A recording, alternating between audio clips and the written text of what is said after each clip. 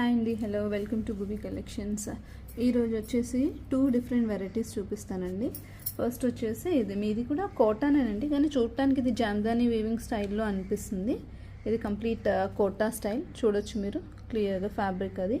దీనిపైన మీకు మంచి జరీ వీవింగ్ వచ్చేసి టెంపుల్ బార్డర్ టైప్లో వచ్చింది. వీవింగ్ అంతా కింద చిన్న 1 ఇంచ్ పింక్ బార్డర్ వచ్చిందండి.